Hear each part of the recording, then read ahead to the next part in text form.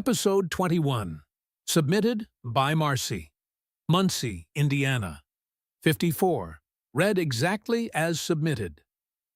We bought the split level on the east side of town in the spring of 2013, and by that first February, there was a soft brown spot on the downstairs hall ceiling about the size of a dinner plate. My husband got a name off the bulletin board at church.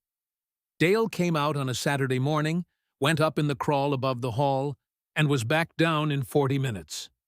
He wouldn't take coffee. He wrote the bill out by hand on a carbon pad and tore off the yellow copy for me, and I put it in the accordion folder where the furnace paperwork goes. And that was that. That's the first invoice. There are 11 of them now.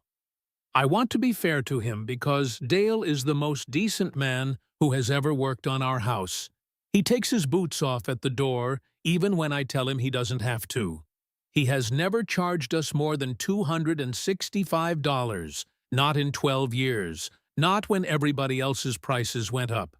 He writes the same line on every bill in the same square handwriting. Locate and repair supply leak, upstr. And then it's fixed. That's the part I need you to hear. He fixes it. The stain dries out. We paint over it, and life goes on for 8 months, a year and a half. Then it comes back somewhere else in the house. We have had other plumbers in here. Twice. A big outfit with the wrapped trucks sent a young guy who ran a camera down our lines for 2 hours and told me the supply in this house was in better shape than his own, and he wouldn't take money because he hadn't done anything. The second one, an older fellow out of Yorktown, went up with a moisture meter and came back down and asked me, sort of carefully, whether the stain might be something the previous owners left behind. Both of them told me there was no leak in this house. Both of them said it's standing under a wet ceiling. So we kept calling Dale, because Dale was the only one who could ever find it. What broke it open was the insurance company, and it wasn't the claims, it was the letter. Frequency of water loss at the insured property. Non-renewal under review. Please provide documentation of remediation.